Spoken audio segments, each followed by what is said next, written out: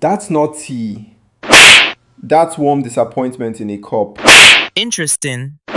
Because that's exactly how your business plan starts. My business plans fail. Your cooking fails with witnesses.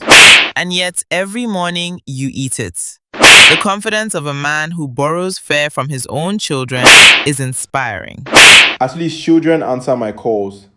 Your own relatives call first to confirm you're in a good mood. You keep talking about respect. Even the remote control ignores you.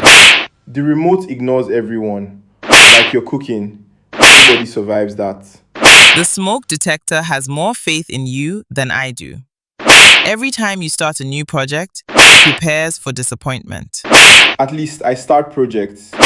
Your retirement plan still introduces itself as Baba Nyash. The landlord is upset. He said whichever one of you owns the retirement plan should also own the rent.